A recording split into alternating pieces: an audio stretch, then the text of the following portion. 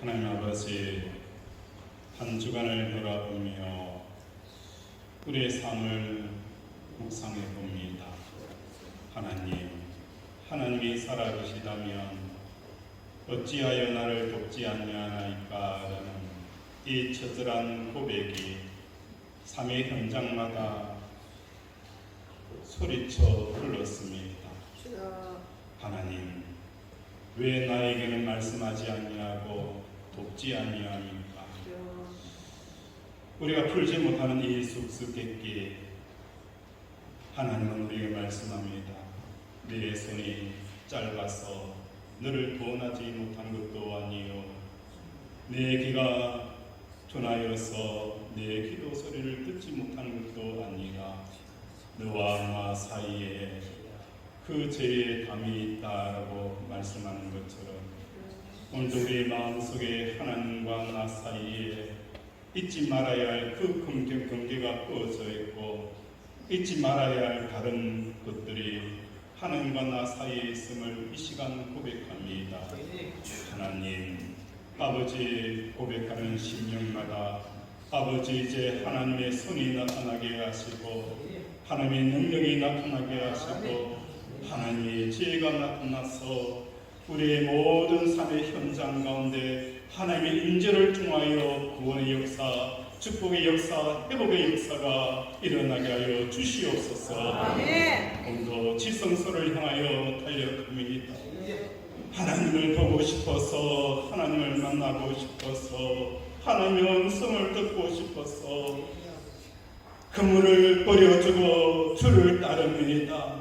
하나님, 주의 성령이 임하게 하시고 주의 위로와 주의 권세와 능력이 임한 역사가 일어나게 하여 주시옵소서. 오늘도 함께 하실 스님을 의탁하며 예수 이름으로 기도드립니다. 아멘.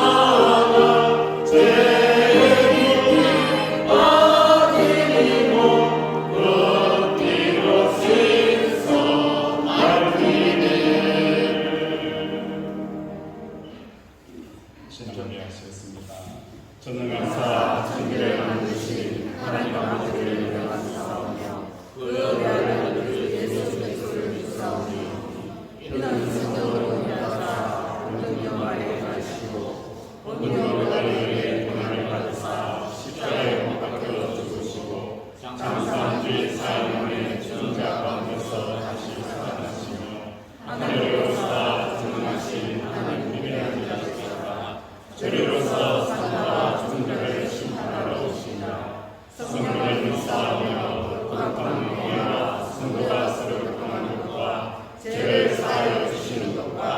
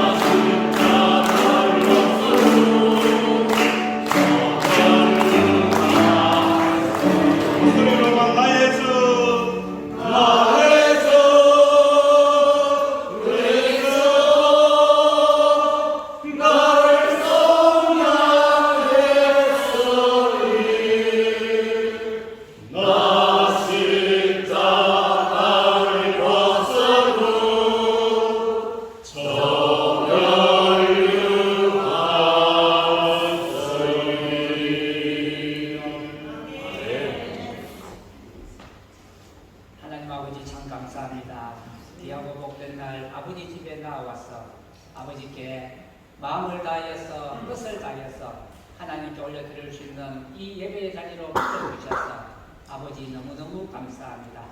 한 주간 삶 속에서 하나님 아버지 들어와도 감사하고 나가도 감사가 넘쳐야 함에도 불구하고 하나님 감사하지 못한 죄를 이 시간 올려드리오니 주여 보혈의 피로 깨끗하게 정결하게 씻어 주시옵소서. 우리의 허물을 올려드립니다. 우리 자녀의 허물을 올려드립니다. 우리 조상들의 허물을 올려드립니다. 이 시간 우리 교회의 허물들을 올려드립니다. 아버지 우리 허물을 보지 마시고 십자가의 능력의 피로 이 시간 정결하게 깨끗하게 씻어서 아버지 하나님의 속죄에 속 깊숙이 들어가는 하나님 이 시간 예배의 시간이 되도록 주여 붙잡아 주시옵소서. 우리의 눈을 열어주옵소서. 우리의 입을 열어주시옵소서. 우리의 길을 열어주셔서 에바다의 역사가 이 시간 일어나게 하여 주시옵소서. 입이 열리면 주여 찬송하고 전도하고, 눈이 열리면 아버지 말씀을 보게 하시고, 귀가 열리면 예배 때마다 하나님의 말씀이 선포될 때에 그 말씀이 우리 귀에 들려지는 역사가, 마음판에 새겨지는 역사가 일어나게 하여 주시옵소서. 세상과 모든 것 내려놓고 아버지 전에 나와왔습니다. 아버지 하나님 주여 주만 바라보는 이 귀한 복된 시간 되게 하여 주시옵소서. 주를 바라보면 살아나리라. 주를 바라보면 살아나리라. 경제가 살아나게 하여 주시고, 아버지 하나님 주여 질병이 떠나가고 건강이 살아나는 역사가 일어나도록 회복과 치료와 능력의 역사가 이 시간 성령의 기름 부으심이 철철철 흘러넘치는 시간 되게 하여 주옵소서. 사랑하는 우리 권속들 기도하게 하기를 원합니다. 아버지 하나님 모세의 손이 올라갈 때에 여호사밧이 하나님 여호사밧가 아버지 하나님 주여 그 현장에서 승리가 일어났던 것처럼 겟세마네 동산에서 우리 예수님 기도할 때에 십자가에 붙일 수 있는 능력이 임하였던 것처럼 오늘도 날마다 우리 사랑하는 성도들 하나님 아버지 기도의 자리에서 아버지 하나님의 기도가 성령의 인도함으로 기도되어지게 하여 주셔서 하나님의 기도로 말미암아 아버지 하나님 골리앗이 무너지게 하시고 다시 블레셋이 쳐들어올 때도 하나님 다시 옛날 내 경험의 방식에 이하지 아니하고 내가 이겼던 그 승리의 쾌감에서 아버지 하나님이여 맞짱뜨는 것이 아니라 하나님께 엎드려 기도할 때에 그 방법이 아니라 매복의 방법을 주시는 하나님의 그 손길을 바라보면서 바알보라심 흩어지게 하였느니라, 바알보라심 흩어지게 하였느니라는 아버지 하나님의 말씀이 오늘 이 시간 우리 귀에 들려지도록 역사하여 주시옵소서. 성령 가시는 목사님 위에 성령 충만케 하시고 성령의 기름을 부어 주시옵소서. 성령의 기름을 부어 주셔서 강대상에서 흘러나오는 말씀이 오늘 우리의 골수를 쪼개며 우리의 심령을 쪼개며 우리의 마음을 회개케 하고 하나님 아버지 하나님이여 돌아서게 되는 역사가 일어나게 해주셔서 세상 것 아버지 하나님이여 버리고 아버지 하나님 십자가 붙들러 여기에 나왔사오니 하나님 아버지여 그 무엇을 먹을까 입을까 염려하지 않도록 내 하나님 아버지 100배의 축복으로 앞자리에 뒷자리에까지 우리 권속들 위해 하늘의 복과 땅의 기름진 복으로 채워주셔서 나누어주고 나누어주어도 12광지가 남는 인생들 되어지도록 내 하나님 두 손 들어 축복하여 주시옵소서. 이 시간 마음을 모으기를 원합니다. 하나님 아버지 어떠한 걱정과 염려도 하나님 아버지 떠오르지 말게 하시고 성령께서 잠잠히 들어오셔서 우리 속에 내주하고 있는 성령님이 하나님의 말씀과 연결되어주고 하나님과 연결되게 하여 주시옵소서. 그 속에 예배가 되게 하시고 이 예배를 통하여 놀라운 기적을 맛보며 돌아가는 그냥 왔다가 돌아가는 것이 아니라 하나님의 은혜를 받고 돌아가서 복음 전하는 사명자로서 살아갈 수 있도록 두 손 들어 축복하여 주시옵소서. 감사를 드리며 예수 그리스도 이름으로 기도를 드렸습니다. 아멘.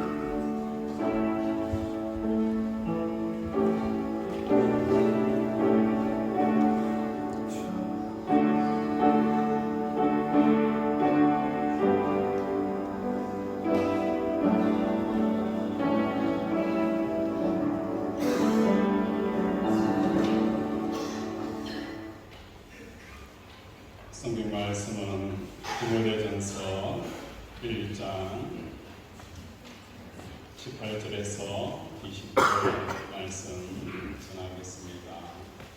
성경 봉독한 이후에 1학기 제자 양육 하신 20분 간증을 하도록 하겠습니다. 성경 말씀은 디모데전서 1장 18절에서 20절 말씀입니다. 우리 함께 합독하도록 하겠습니다. 시작.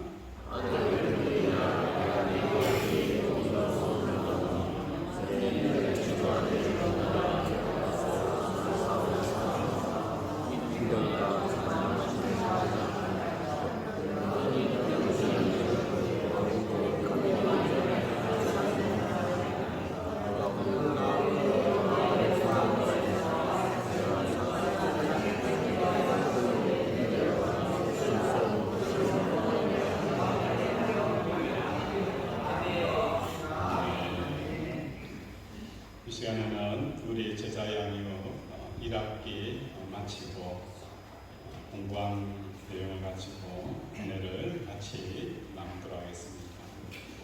저희 성교 장모님 나오셔서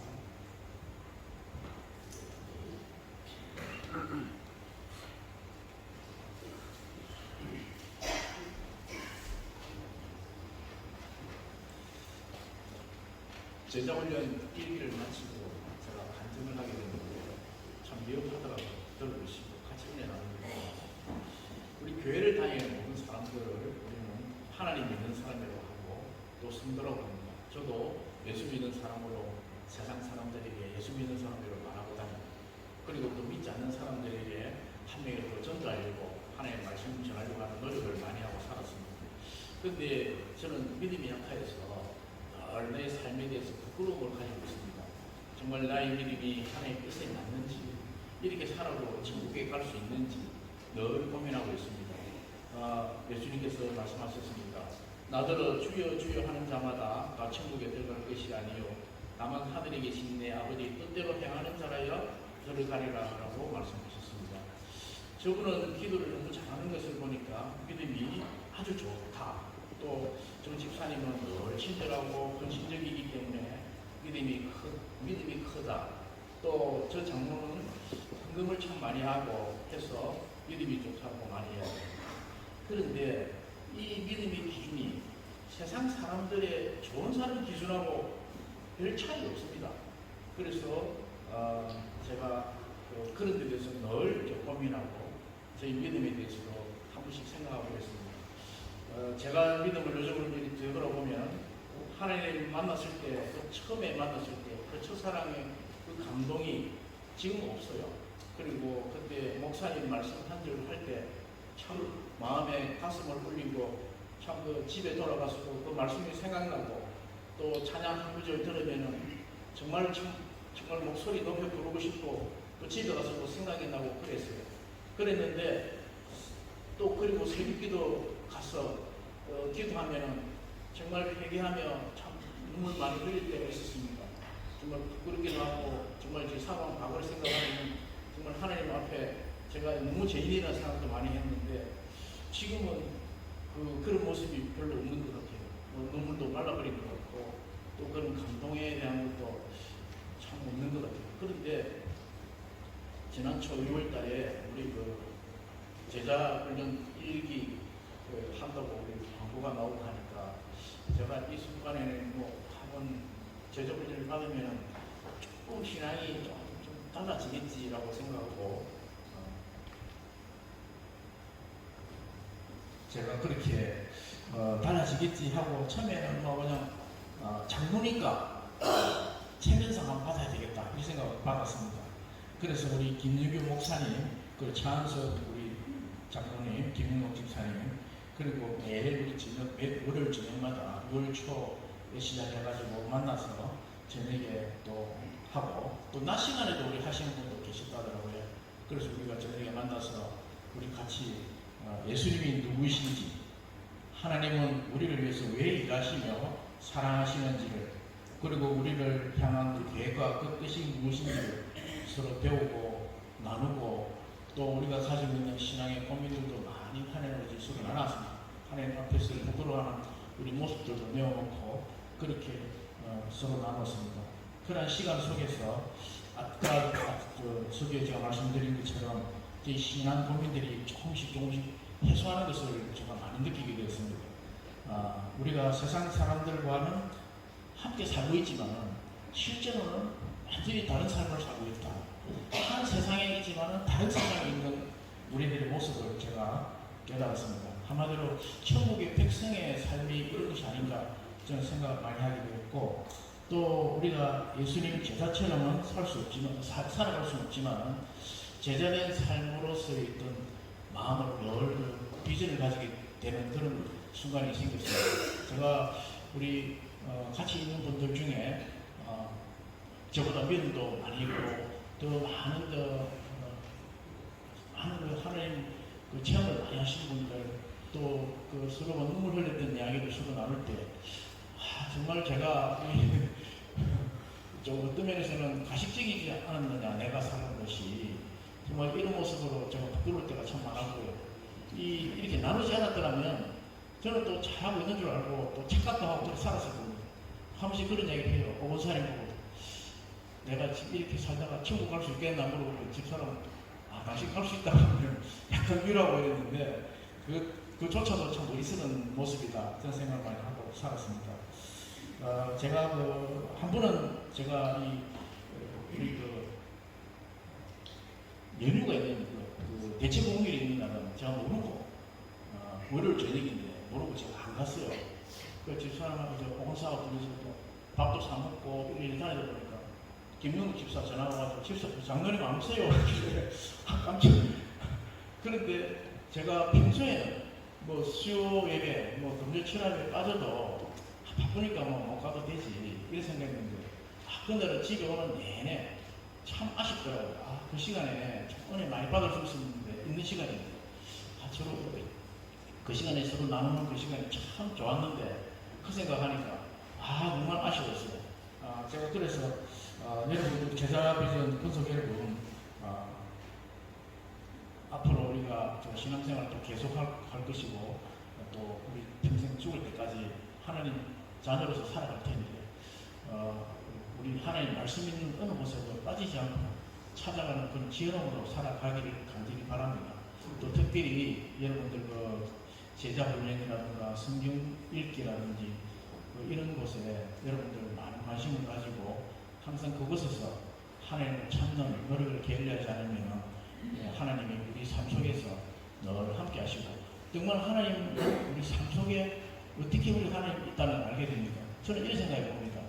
모든 걸 다 주신 건데 우리는 세상의 욕심과 세상 사람들과 비교하면서 우리 불행하다고 생각하지 않았는지 생각을 많이 해봤는데 특별히 이번에 제자훈련 받을 때 우리들이 잊고 살았던 그 하나님, 우리가 망각했던 그 하나님의 은혜를 이번에 정말 많이 알게 되었어요.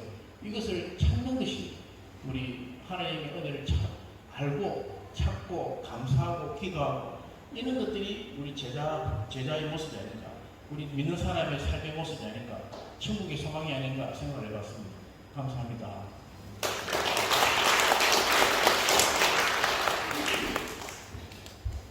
이 시간에는 우리 김일성이 집사님 나오셔서 드리겠습니다. 부족하지만 제 얘기가 한 분이라도 좀 은혜가 됐으면 하는 마음으로 간증을 해보겠습니다. 저는 20대 초반에 우연히 사촌언니 따라서 교회를 간 계기로 교회를 다니기 시작했습니다. 전혀 아무 믿음이 없었던 저에게 첫날 신기한 성령 체험을 경험하였습니다. 근데 저의 신앙생활은 그 경험이 바로 전부였어요. 그래서 하나님이 어떤 분인지 말씀을 배우고 싶다는 궁금증은 딱히 없었습니다. 그냥 함께 다니는 친구들이 좋아서 다녔습니다. 그럼에도 불구하고 가족이고 긴 믿음 생활로 지금의 남편을 교회에서 만나 결혼도 하게 되었습니다. 하지만 저는 여전히 썬데이 크리스천이었습니다.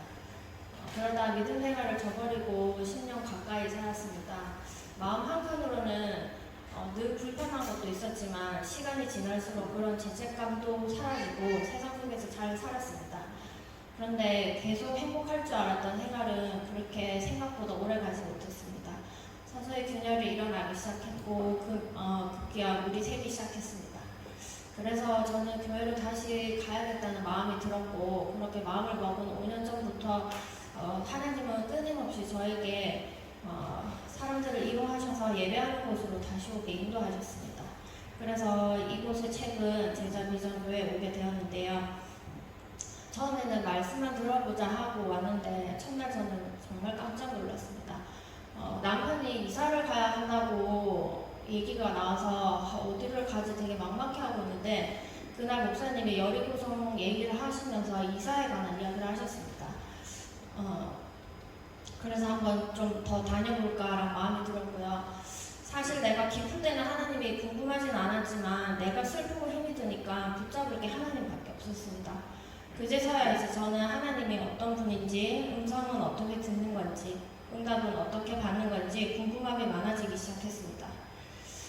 그러다 얼마 지나지 않아 목사님이 영적인 삶의 공부를 통해 궁금했던 것들을 많이 깨닫고 은혜를 받는 시간이 되었습니다. 첫 시간에 제가 깨달은 것은 내가 하나님과 어떤 상태인지 정확하게 알게 되었습니다. 나는 하나님을 아직 인격적으로 만난 게 아니었구나라는 것을 알게 되었습니다. 결론을 얻었을 뿐인데 뭔가 문제의 원인을 찾은 것 같아서 기뻤습니다. 둘째는 하나님은 끊임없이 저에게 이야기하고 싶어하고 사랑의 관계에 들어가기를 원하시는 것이었습니다. 남에게는 역사하신 하나님이 저에게는 없구나라는 생각이 들 때가 있었습니다. 힘든 일이 생기니 눈과 귀가 가려져서 있었던 것입니다. 그런데 어느 순간 저는 목사님을 통해서 끊임없이 이야기를 하고 계셨구나라는 것을 깨닫게 되었습니다. 셋째는 다른 사람들에 비해 유독 왜 나에게는 이렇게 많은 힘든 고난들이 많을까라는 것에 대해 답을 얻을 수 있었습니다. 아마 힘든 일이 없었다면 저는 영영 하나님을 찾지 않았을 수도 있겠구나라는 생각이 들었습니다. 그리고 그동안 나에게 하나님은 점쟁이처럼 대답을 해주는 내가 믿고 싶은 하나님을 믿었을 것입니다. 고난들 덕분에 저는 저의 기도가 바뀌고 하나님이 어떤 분인지 어떤 관계여야 하는지 배우고 깨닫는 시간이 되었습니다. 넷째는 젖과 꿀이 흐르는 땅이 어디인지를 대한 답을 얻게 되었습니다. 3년 전에 저희 눈에 들어온 성경 구절이 있었는데 바로 젖과 꿀이 흐르는 땅에 관한 구절이었습니다. 그 이유는 단순히 제가 이사를 가고 싶었기 때문에 그런 구절이 들어왔고요. 근데 저희 희망과는 달리 이사가 번번이 좌절되었습니다. 그 땅이 어딜까라는 가나안 세 글자니까 제가 가고 싶은 해운대로 그냥 정말 내가 믿고 싶은 대로 하나님을 찾았습니다. 그렇게 풀리지 않았던 그 땅의 대답을 드디어 얻을 수 있었습니다. 젖과 꿀이 흐르는 땅은 특정 지역이 아니라 내가 하나님 안에 비로소 거할 때 그곳이 바로 젖과 꿀이 흐르는 땅이라는 것과 내가 앞으로 어디를 가더라도 내가 하나님 안에 바로 거하고 있으면 하나님이 그런 곳으로 인도해 주실 거라는 것이었습니다.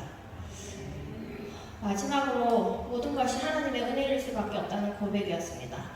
하나님은 아주 섬세하셔서 제가 말을 하지 않아도 무엇이 필요하고 어떤 것을 원하시는지 아시고 너무나도 디테일하게 알고 채워주셨습니다. 저는 여전히 믿음이 부족한 사람입니다. 그럼에도 불구하고 하나님과 함께 할 수 있음에 감사하고 앞으로도 하나님에 대해서 좀 더 알고 싶습니다. 또 우리를 사랑하셔서 십자가에 못 박혀 피 흘리시기까지 독생자 아들 예수님을 보내주시고 그래서 구원해주시고 이런 고백을 할 수 있게 해주심에 감사합니다. 아멘.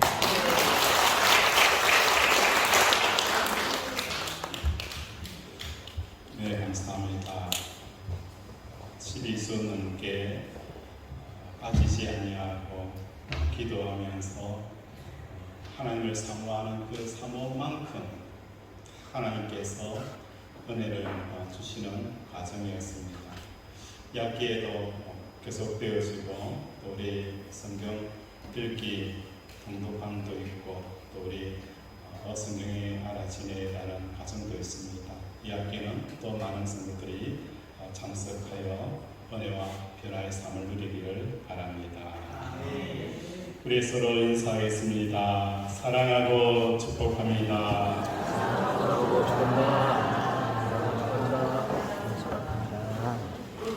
하나님의 사랑과 하나님의 복이 가득 부어지기를 주님의 이름으로 축원을 드립니다.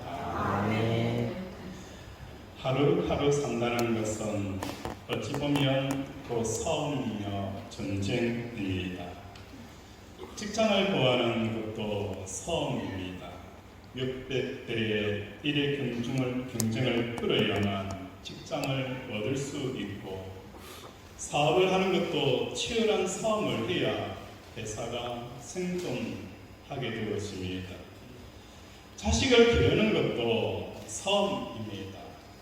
어떻게 다른 자식들보다 더 똑똑하고 더 좋은 스펙을 갖도록 자식을 키워야 합니다. 그래서 부모님의 입장에 봤을 때에는 이 모든 것들은 영끌이라는 단어를 쓴다는 거예요. 영끌이라는 이 단어는 어떤 의미냐? 우리의 영혼까지 끌어와서 이 문제를 해결하는데 모든 에너지를 소진한다는 그런 의미입니다. 그런데 이 싸움에 치중하느라 신앙인들에게 있어서 간과하고 있는 것이 있습니다. 믿는 사람들은 반드시 삶의 싸움을 싸우기 전에 선한 싸움을 싸우고 이겨야 되는데, 선한 싸움이 있는 것조차도 모르고 설령 선한 싸움이 있다는 것을 안다고 해도 삶의 싸움을 이기기 위해 마음을 다하고 뜻을 다하고 힘을 다하여 선한 싸움을 싸울 그런 여력이 없다는 것이 바로 우리의 문제라는 것입니다. 낮에는 생존을 위해서 전쟁을 치른 후 저녁에는 녹초가 되어 집으로 돌아옵니다. 기도할 시간, 묵상할 시간이 없습니다.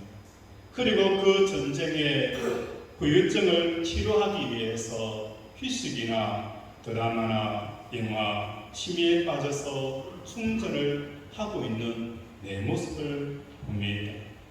기억하시기를 바랍니다. 우리가 선한 싸움을 이기면 삶의 싸움은 저절로 승리가 주어진다는 것. 우리가 선한 싸움만 싸우기만 하면 하나님께서 우리의 삶의 싸움을 하나님이 직접 싸워 승리케 하신다는 것을 우리가 기억하기를 바랍니다. 오늘 본문은 디모데를 향하여 바울의 권고가 계속되어지고 있습니다. 내가 너를 지도한 예언에 따라 그것으로 선한 싸움을 싸우며 라고 말씀하고 있어요. 앞에 어떤 권고가 있었냐? 다른 교훈에 대한 이야기를 하고 있습니다. 신화와 끝없는 족보에 집착해서 변론을 일으키는 이 사람들을 막아라라고 디모데를 향하여 말씀을 하고 있어요. 여기서 신화라는 것은 무엇이고 족보라는 것은 무엇인가? 이 신화라는 것은 그래서 헬라에 나타나는 신화에 대한 이야기라는 거예요. 우리가 잘 알고 있는 것처럼 헤라클레스라는 이 인물이 있어요. 그의 아버지는 신이고 어머니는 사람이에요. 그런데 이 헤라클레스의 힘이 얼마나 장사인지 사람들이 이길 수가 없다는 거예요. 사람들이 신화에 집착하게 되어지는 이유는 무엇에 국한되어지는 거예요. 이처럼 모든 삶의 경쟁력에서 이길 수 있는 그 힘은 신화에 집착하는 그곳에서 사람들은 얻기를 원하는 거예요. 또한 족보라는 것은 뭘 말하는 것입니까? 유대교의 잔재라는 것입니다. 이스라엘 백성들은 나는 아브라함의 혈통이다, 아브라함의 자손이다 라고 스스로 피의 혈통을 강조하는 거예요. 그래서 나는 구원을 받았다는 거예요.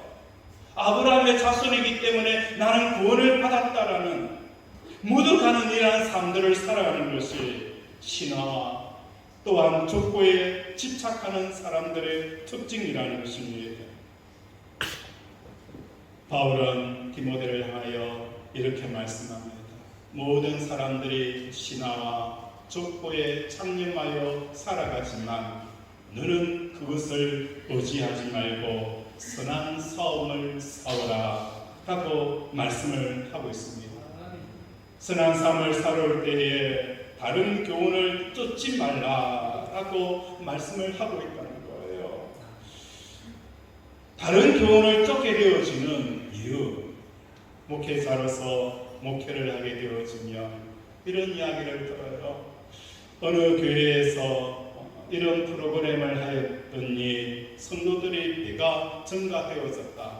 그러면 목회자가 뭘 하는 거예요? 솔깃하게 되어지는 거예요. 그곳에 가서 교육을 받습니다. 그리고 그 교육받은 것을 가지고 교회 안에 가져와서 성도들에게 그 프로그램을 하는 거예요.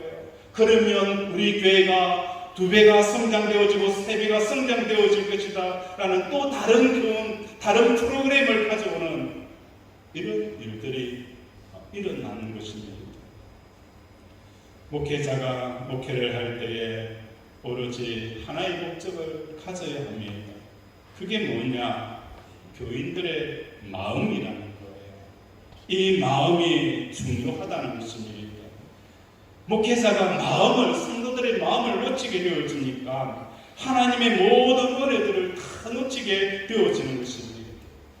성도들에게 있어서 중요한 것은 마음이에요. 이 마음을 영이신 하나님과 만나게 하는 것에 전력을 다해야 하는 것이 목회의 가장 중요한 핵심이라는 것입니다. 어느 성도 한 분이 있었습니다. 이 한 분이 그의 개인 생활과 가정과 직장과 그리고 교회에서 항상 어려움을 겪고 있었습니다. 어려움을 겪게 되어지니까 자연스럽게 그 어려움들이 어디로 나타나는 거예요? 얼굴로 나타나는 거예요. 얼굴이 너무너무 어둡고 수색이 깊어집니다.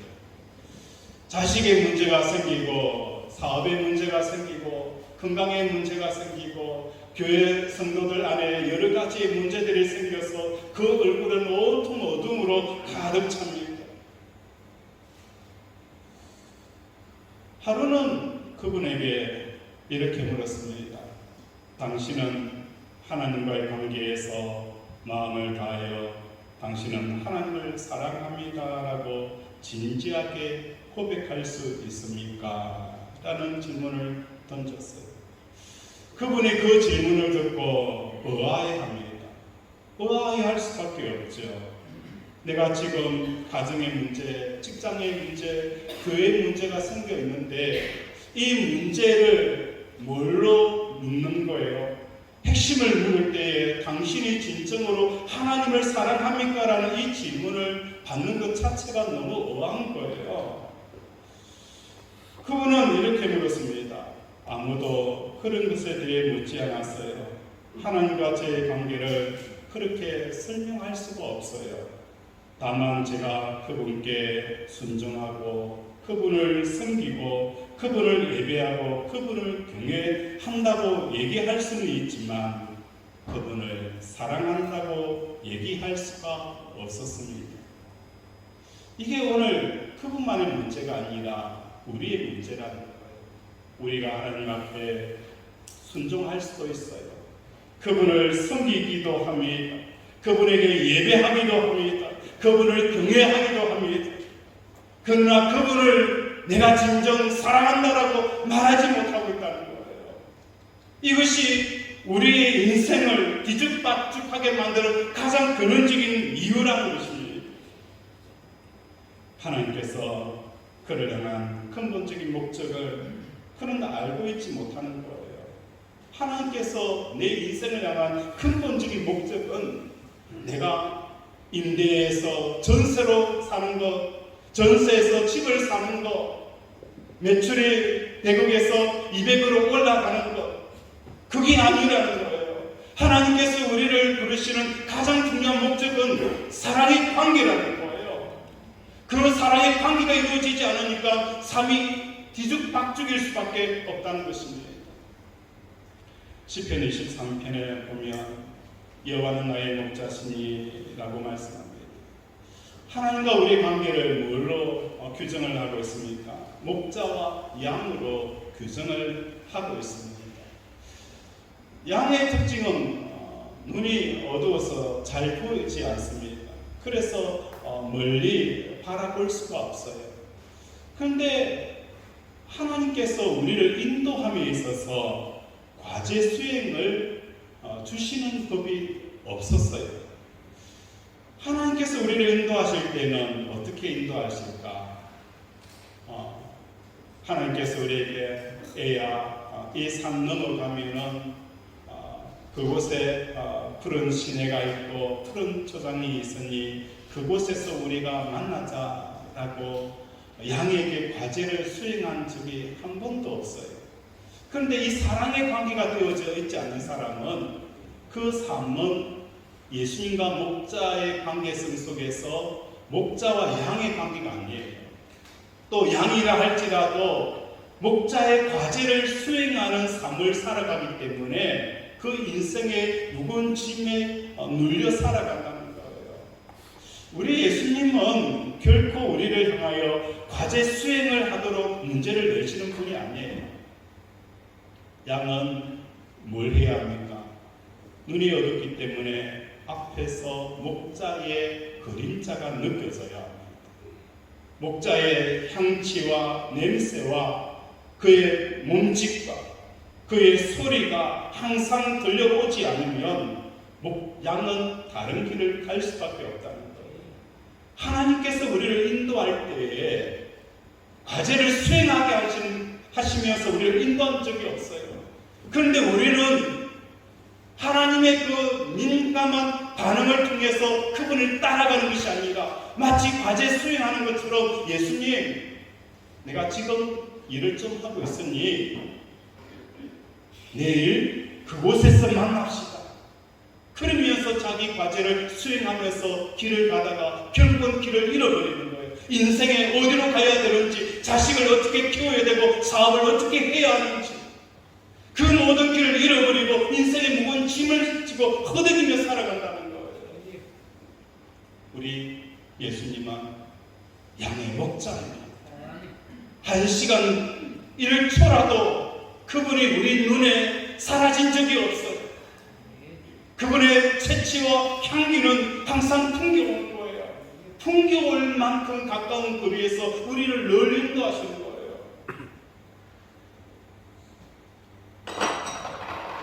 오늘 우리 사랑 권속들의 삶과 이 사랑의 관계성 속에서 들어가는 저와 여러분이 되어지기를 원합니다. 우리 하나님은 오늘도 우리의 눈앞에서 그의 향기를 품어내십니다. 그의 음성을 들려주십니다. 그의 그림자와 그의 발자국 소리를 내시면서 나를 따라오라라고 말씀합니다. 그 길을 따라가는 저와 여러분이 되어주기를 주님의 이름으로 축원을 드립니다. 다른 교훈을 왜 끌어들이게 되어집니까? 우리가 성당에 가면 천주교 안에서 드려지는 그 예배를 미사라 표현합니다. 이 미사의 특징은 거룩성입니다. 성가도 누가 들어보았을 때에 굉장히 거룩하고 그 예배 자체가 굉장히 엄숙합니다. 그 이유가 무엇 때문일까? 성도 한 사람 한 사람이 말씀과 기도로 하나님의 거룩을 접촉하고 거룩을 경험해야 함에도 불구하고 그 거룩이 이루어지지 않으니까 찬양과 또한 성가들과 여러 의식을 통하여서 그 거룩을 성도들에게 주는 이러한 채워주는 이러한 일들이 일어나는 거예요. 이것이 천주교만의 문제가 아니라 우리의 삶에도 신앙에도 마찬가지라는 거예요. 성령을 체험하지 못하면 어떤 일이 일어나는 거예요. 성령의 체험이 이루어지지 않으면 성령이 역사하는 그 자리에 성령이 역사할 수 있는 다른 것으로 채워서 마치 성령이 역사하는 것처럼 우리는 그것을 쫓아가는 삶을 살아가게 되어진다는 거예요. 교회는 누가 이끌어갑니까? 성령이 이끌어가는 거예요. 성령이 이끌어가지 못하는 교회는 어떻게 교회가 이끌어져 가는 거예요? 돈이 교회를 이끌어가는 그런 패턴으로 흘러가게 되어진다는 거예요. 하나님의 사랑이 그 사람을 강권하지 못하면 어떻게 다른 방식으로 그 사람을 채워가는 이런 형태로 이루어지는 것이 오늘날의 영적인 문제라는 것입니다. 오늘 우리 사랑하는 권속들의 삶 가운데 다른 교훈을 쫓지 않는 저와 여러분이 되어지기를 원합니다. 하나님 외에 복음 외에 복음으로 채워지지 않으면 다른 복음을 가져올 것이고 성령을 통해서 채워지지 아니하면 다른 프로그램을 통하여서 성령의 자리를 채워가는 이러한 우들이 일어나지 않기를 주님의 이름으로 축원을 드립니다. 그러면 이 선한 싸움을 어떻게 싸워야 하느냐? 바울은 디모데를 향하여서 이렇게 말씀합니다. 예언을 따라 싸우라 라고 표현을 합니다. 아마 사도 바울은 디모데에게 예언을 하였던 모양입니다.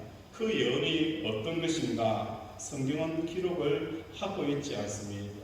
그러나 디모데의 마음속에 사도 바울을 통하여서 받은 그 예언의 말씀이 그의 신앙의 가장 중요한 지침이었고 방향성을 설정했다는 것입니다. 저도 목사를 하면서 주위에서 사랑하는 사람이 내가 존경하는 분들이 제게 예언한 부분들이 있었습니다. 그 중에 하나가 이 부분이었습니다. 왕의 권세를 너에게 주겠다라는 표현이었어요. 이 왕의 권세를 주겠다라는 이 표현은 다른 것이 아니었어요. 이 왕의 권세는 내가 매일 예수님과 함께 십자가에 죽는 삶을 살아갈 때에 하나님께서 나에게 왕의 권세를 주겠다라고 말씀을 하신 거예요. 그래서 제 목회의 방향성은 매일 십자가에 죽는 삶이에요. 매일 십자가에서 예수님과 내가 함께 죽으니까 이 목회자의 권세와 권위들을 누가 세워가는 거예요? 하나님이 세워가시더라는 거예요. 많은 문제가 있고 변론이 있지만 그 문제 속에서 들어가서 이 문제는 이렇고 저 문제는 저렇습니다라고 해명하지 아니하고 그냥 내가 예수님과 함께 십자가에 죽는 삶을 살아가니 하나님께서 그 모든 문제들을 한순간에 싹 정리를 하시더라는 거예요. 사람들이 나를 무시하고 천대할 때에도 내가 매일 십자가에서 예수님과 함께 죽는 삶을 살아가니까 하나님께서 저를 어떻게 하는 거예요? 모든 사람들 중에 가장 높은 자리에 세워주는 그 권위를 사람들 앞에서 세워주더라는 거예요.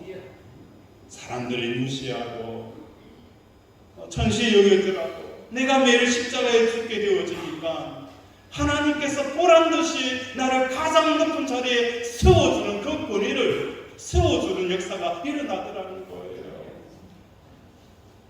나에게 주시는 예언의 말씀이 무엇이냐? 두 번째로는 너는 개척자가 아니라는 거예요. 너는 개척자가 아니라 어떤 자냐? 다리를 넘는 자라는 말씀을 예언을 주셨어요. 그래서 제 사역은 사람과 사람이 무너지는 그곳에서 연결을 해주는 그뿐만 아니라 하나님과 무너져 있는 사람들과의 연결을 해주는 그곳에 하나님께서 제게 은사를 주시고 달란트를 주셨다는 거예요. 하나님과 끊어져 있는 그 은혜의 줄을 하나님께서 믿음으로 그 다리를 잇는 그 역할들을 계속 하게 하시는 거예요. 아마 내 사역이 끝날 때 아니 내가 하나님 앞에 섰을 때까지 하나님께서는 이 사역을 나에게 하실 것이고 나는 그것을 마음에 두고 달려갈 것입니다. 하나님, 제 사역은 하나님과 끊어져 있는 그 사람의 다리를 이어주고 사람과 사람이 갈라져 있는 그곳을 연결하는 그 사역을 마음에 두고 그 방향성을 설정하며 달려간다는 것입니다. 제게 주신 세 번째 예언은 마음에 집을 지어라라는 예언이었습니다. 처음 개척교회를 할 때에 하나님 앞에 기도했어요. 하나님 돈 좀 달라고. 돈 좀 주세요. 내가 내 잘 먹고 잘 살기 위해서 달라는 게 아니라 교회를 지을 돈을 달라고 했어요. 돈은 주시지 않으면서 하나님께서 제게 주신 말씀이 있었어요. 마음에 집을 지어라. 교회를 짓는 데 있어서 가장 쉽고 편한 것은 돈으로 교회를 짓는 거예요. 그런데 하나님께서 제게는 돈으로 짓는 건 가장 쉬운 거야. 마음에 집을 지어라 라고 말씀을 하는 거예요. 한 사람 한 사람이 내 마음에 들어올 수 있도록 그 사람을 내 마음속에 품어야 그것을 교회를 짓는 거예요. 내가 한 사람을 품게 되어지니까 하나님께서 한 사람을 보내주시고 내가 열삼을 마음속에 품게 되어지니까 하나님께서 100사람을 보내주시고 이런 역사가 일어나게 되어준다는 거예요. 개척교회 하시는 목사님이 개척을 하는데 너무 성도들이 부흥이 되지 않아요. 각종 프로그램도 용하다는 어떤 행사도 다 해봤지만 늘 교회는 그 자리예요.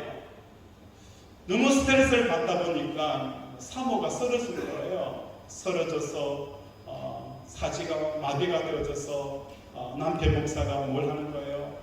그 어린아이들을 다 머리 감기고 학교 보내고 밥 먹이고 또 아내의 똥오줌을 다 받아내는 거예요. 그 일만 계속 하는 거예요. 얼마나 힘들고 어렵어요. 그런데 하나님께서 어떤 역사가 일어나요? 전도하고 프로그램 도입하고 이런저런 거 할 때는 늘 그 자리였는데 아내를 뒷바라지하고 감사하고 기뻐하면서 섬기고 자녀들을 학교 보내고 학원 보내는 거 이것이 기쁨으로 하다 보니까 교회가 뭐예요? 한 사람, 두 사람이 모여들기 시작하고 여러 사람이 모여들고 지금은 1000명 이상의 교회가 되어졌다는 거예요. 지금 목사님이 하는 것은 아내 뒷바라지 하는 거, 아이 키우는 거, 그거 외엔 다른 거 하지 않아요. 그럼에도 불구하고 교회가 성장하더라는 거예요. 오늘 우리 사랑하는 권속들의 삶 가운데 본질을 회복해야 합니다. 마음의 집을 지어야 하는 거예요. 한 사람 그 사람을 품기 위해서 내가 뭘 해야 되는 거예요? 내가 십자가에서 죽지 않으면 그 사람을 내가 품을 수가 없다는 거예요. 나도 나를 품을 수 없는데 남을 어떻게 품을 수 있을까? 나도 나 자신을 용서가 안 되는데 어떻게 남을 용서하고 내가 나 자신을 사랑할 수 없는데 어떻게 남을 사랑할 수 있을까? 십자가에 죽지 않고서는 그 사람을 사랑할 수가 없더라는 거예요. 이것이 하나님께서 제게 주신 이 은혜였고 오늘 믿음의 공동체를 이루고 있는 저와 여러분에게 주시는 동일한 예언이 바로 이 예언입니다. 왕의 권세를 받기 위해 오늘도 십자가로 나아가는 저 여러분이 되셔야 합니다. 너희는 개척자가 아니라 다리를 놓는 자, 하나님과 사람과 사람끼리 무너져 있는 그 다리를 놓는 저와 여러분이 되어지기를 원합니다. 더 나아가서 마음의 집을 짓기를 원합니다.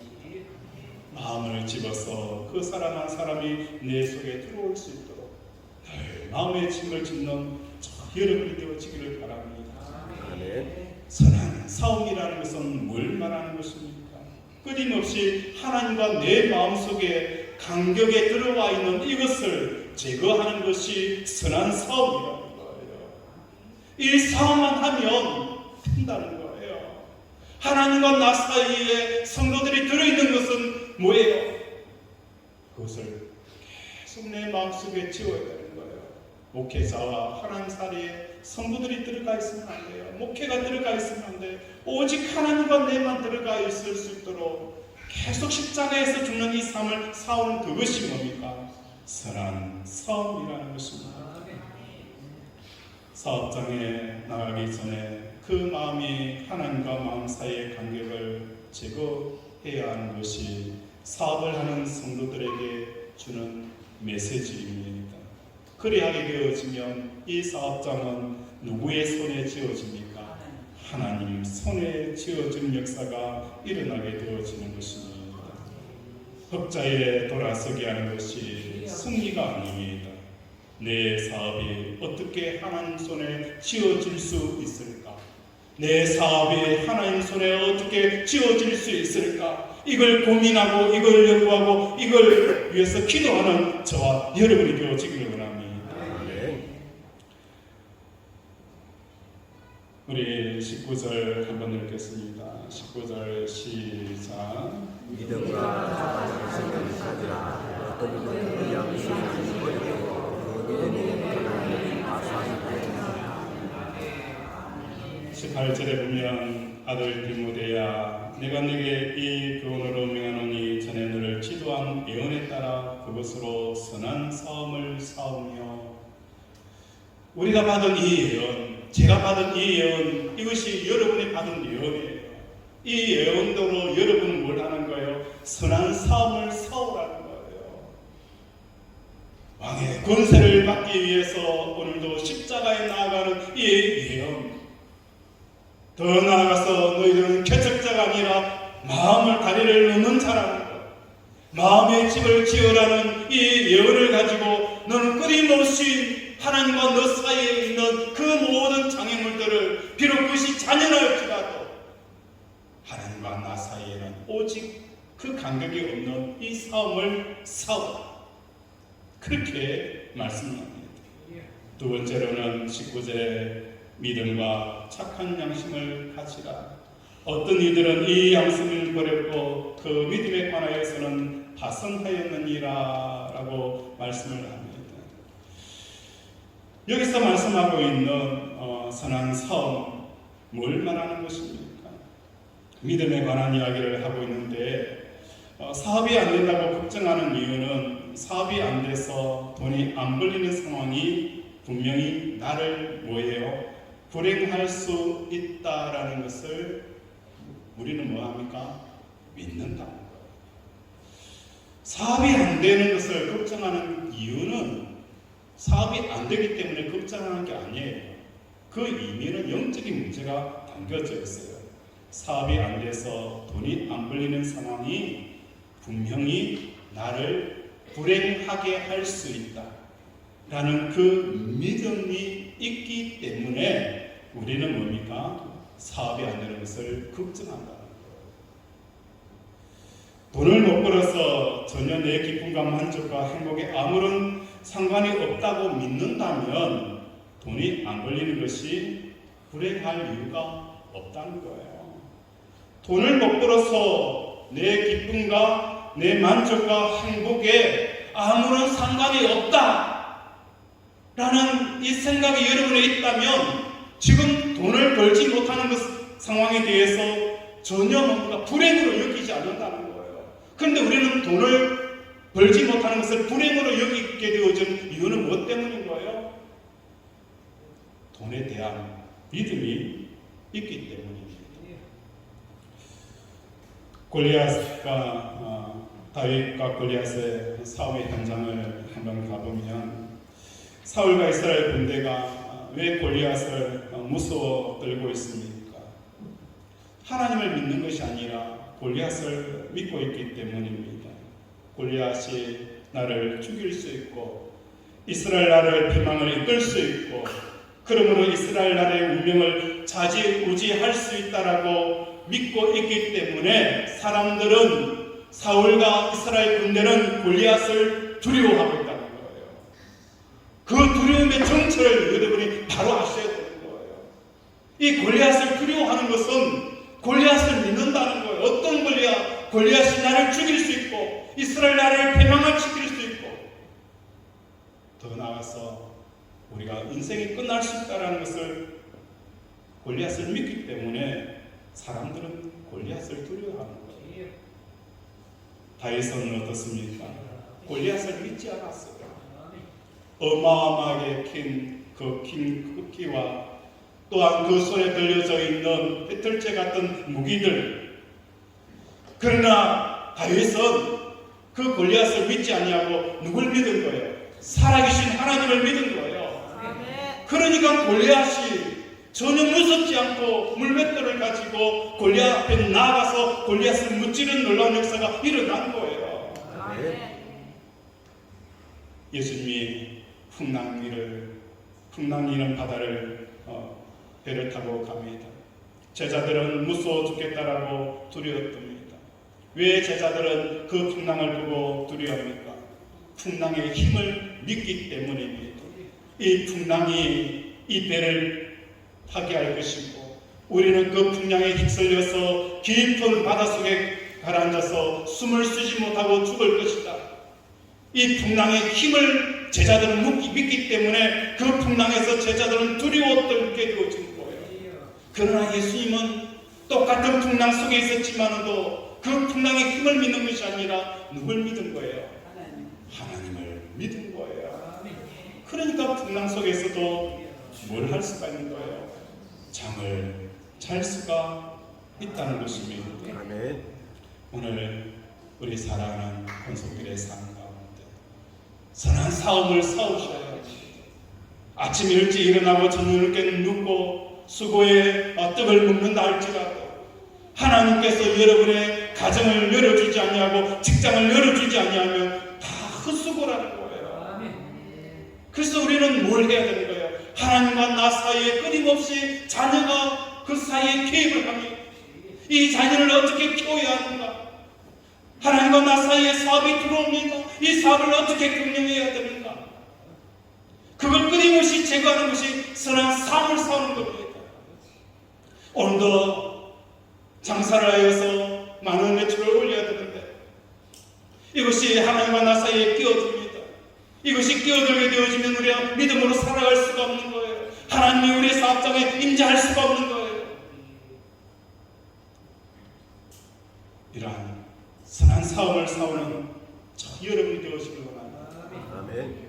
우리는 풍랑을 믿어서도 안 되고 돈의 힘을 믿어서도 안 되고 자녀를 믿어서도 안 되고 골리앗을 믿어서도 안 되고 오직 살아계신 하나님만을 믿는 저와 여러분이 되어지길 원합니다. 아멘. 또한 19절에 착한 양심을 가지라. 어떤 이들은 이 양심을 버렸고 그 믿음에 관하여서는 뭘 하였다는 거예요? 파선하였다라고 표현합니다. 사도 바울은 이 마음을 뭐로 비유하고 있느냐?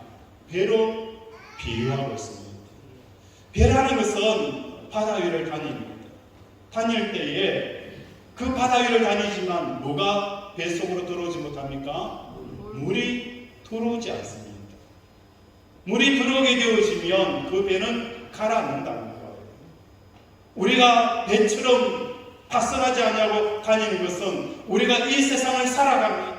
자녀를 키우고 사업을 하고 뭔가 직장을 다니고 다양한 일들을 합니다. 그런데 그 배에 세상의 것들이 들어오게 되어지면 우리는 가라앉는 거예요. 이것을 사도 바울은 파선을 하였다. 가정 안에서도 우리 믿음의 삶 안에서도 세상의 것들이 들어오지 못하도록 우리는 파선이 이루어지지 않도록 오늘도 믿음으로 달려가는 저 여러분이 되어지기를 주님의 이름으로 축원을 드립니다. 말씀을 정리합니다. 우리가 사회해야 될 생존의 세계, 우리는 그것 때문에 모든 에너지들을 다 소비하고 기도할 시간도 묵상할 시간도 없습니다. 이게 우리 인생이 계속 어려운 이유가 바로 여기 있는 거예요. 우리의 경쟁력은 하나님 앞에 선한 싸움을 싸우는 겁니다. 이 체력을 낭비되어서 하나님을 향하여 묵상하고 기도하고 또한 경건에 힘쓰는 이것이 어지러운 우리의 인생, 바로 질서가 잡히며 또한 혼란한 우리의 삶이 빛으로 비치는 역사가 일어나게 되어지는 것입니다. 이러한 오늘 통해 오늘도 하나님께 더 가까이 나아가는 우리 권속들이 되어지기를 주님의 이름으로 축원을 드립니다. 말씀을 생각하며 함께 기도하기를 원합니다. 하나님, 오늘도 많은 사람들이 믿음에 파선하였습니다. 세상에 물이 들어오고 사업의 염려와 직장과 자녀의 문제들이 그 심령에 들어오니 아버지 파선할 수밖에 없습니다. 하나님, 오늘도 하나님과 나 사이에 어떤 것도 들어오지 못하도록 끊임없이 선한 싸움을 싸우며 예언을 따라 아버지 주시는 사명을 지켜가는 우리들이 되게 달라고 이 시간 주여 한번 부르면서 기도합니다. 주여!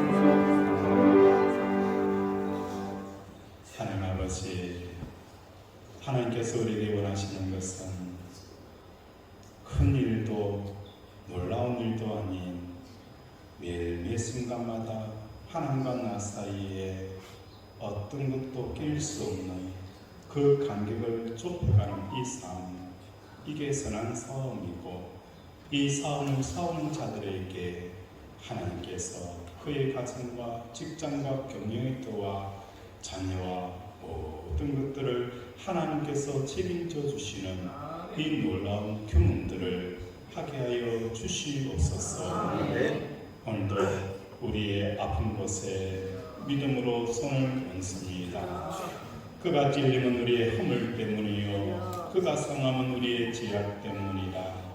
그가 징계를 받음으로 우리는 평화를 누리고, 그가 채찍에 맞음으로 우리는 나음을 받았도다. 나의 영혼이 죄 사함 받은 것처럼 나의 육신의 모든 허물과 죄도 사함 받았음을 예수 그리스도 이름으로 선포하노라. 예수 그리스도 이름으로 명한다. 지장함은 깨끗하게 나을지어다.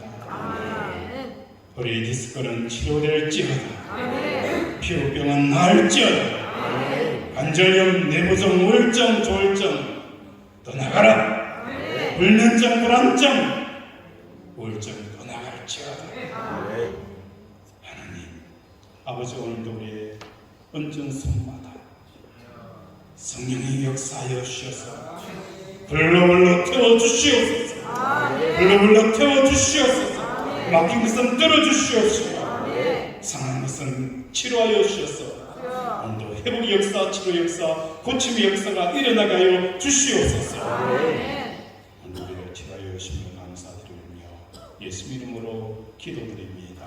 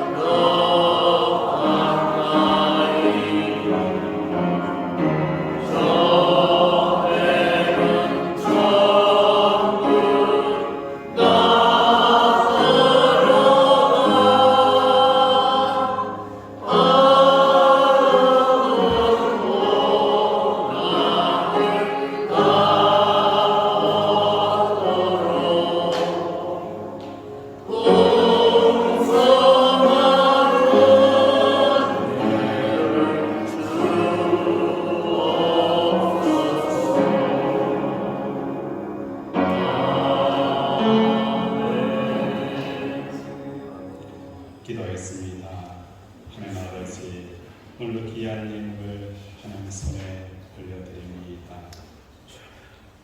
11조로 감사로 전도로 일천번제로 주정금으로 각종 예물로 또 먼 곳에서 뜨거운 햇빛 아래 아버지 주시는 그 일을 통해 드리는 모든 예물들을 올려드립니다. 하나님 받아주시옵시고 하나님께서 복되게 하여 주시옵소서. 늘 한순간이라도 예수님의 호흡을 놓치고 싶지 않고 그분의 발자국과 그 음성을 놓치고 싶지 않아 오늘도 몸부림치며 선한 싸움을 싸우는 우리 제자 비전교회 권속 10년 위에 아버지 하늘에 신령한 것과 땅에 기름진 것으로 누르고 흔들고 차고 뭉치는 역사가 일어나게 하여 주시옵소서. 아버지 백배의 축복을 주시옵소서. 오늘도 믿음의 씨앗을 뿌렸습니다. 그 씨앗을 통하여 백배의 결실들이 사회 현장에 나타나게 하시고 하나님의 축복의 역사, 인도하심 역사, 공급하심을 경험케 하여 주시옵소서. 예수 이름으로 기도드립니다. 아멘. 이 시간에는 광고 말씀 드리고 새가족 수료식을 공유식을 거행하도록 하겠습니다. 다음 주 교회 정서는 여전도회입니다. 오늘 점심 식사는 김하선 권사님께서 제공을 하십니다. 여름 정교회 수련회가 8월 14일, 15일 경남 산청에서 있습니다. 우리 성도들이 많이 참석하여서 성도의 교제와 하나님의 풍성한 은혜를 나누고 자연과 더불어시는 하나님의 놀라운 그 영광들을 경험하는 신의 시간들이 되어지기를 바랍니다. 그리고 오늘 제자 양육반 우리 제자반에서 떡을 준비했습니다. 한 학기 동안 감사하다라고 떡을 준비했으니까 나가실 때에 받아가 주시기 바랍니다.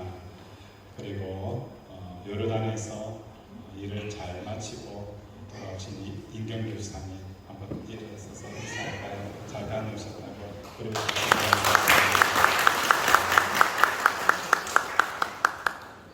우리 꿀단지 사장님께서 예배에 같이 참석했어요. 너무 기쁘고 너무 감격스럽고 또 기도가 되었습니다.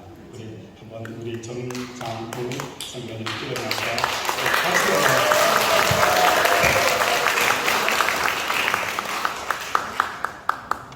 우리 제자교회교회 권속들의 직장과 사업장을 위해서 또 더 많이 기도하고 하나님 안에서 믿음으로 살 수 있도록 또 믿음으로 사는 성도들을 우리 하나님은 결코 멸시치 아니하고 무시치 아니할 것입니다. 그 믿음으로 사는 삶만큼 100배로 돌려주시는 그 하나님을 전하기를 바랍니다. 이 시간에는 우리 새가족부에서 새가족 수료식을 진행하도록 하겠습니다.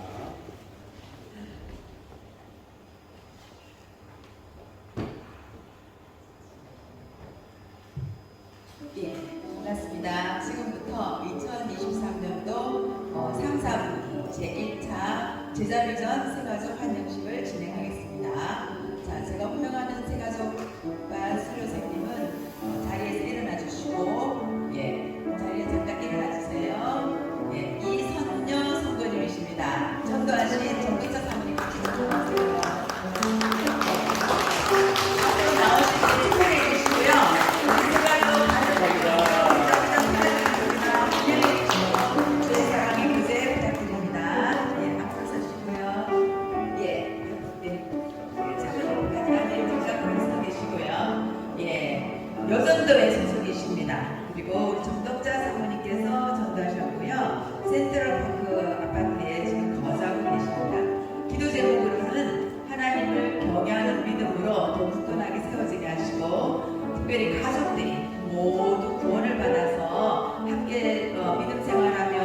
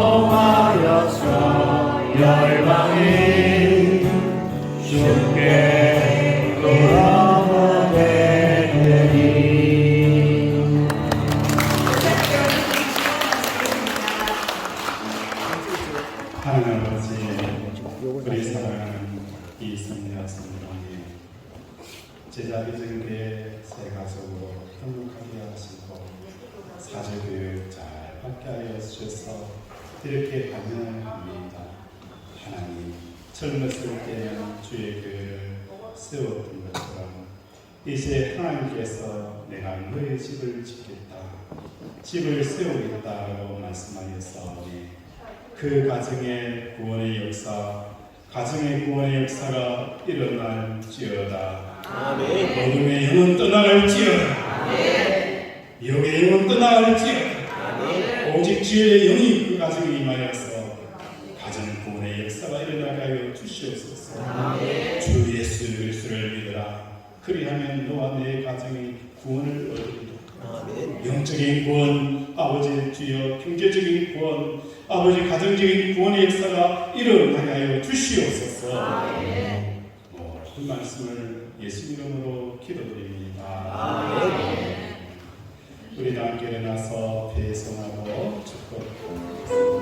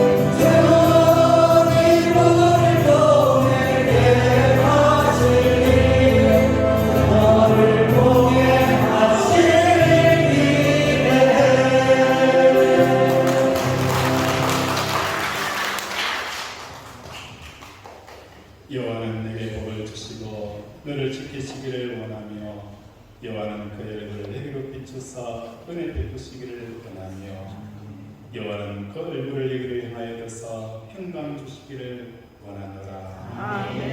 지금은 우리 주 예수 그리스도의 은혜와 하나님 아버지 무한하신 사랑과 성령의 교통 역사하심이 내일 평생 예언을 따라 순한 삶을 싸우며 주를 더 깊이 사랑하고 매일매일 순간마다 주님의 소리와 흔적과 냄새와 발자국만을 쫓아가는 그 삶을 살아가기를 다짐하는 우리 제자비전교회 권속들의 자녀와 가정과 직장과 경영의 틀 위에 주의 은혜가 영원토록 함께 함께 있을지어다.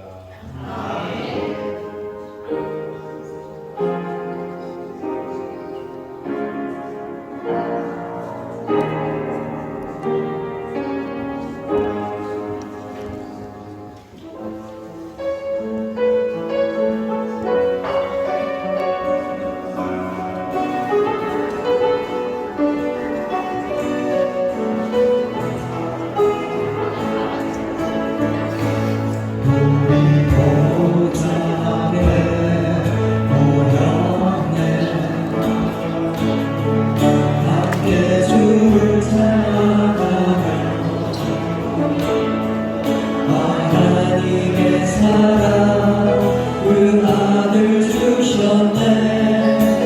그의 피로 우리 구원받았네. 십자가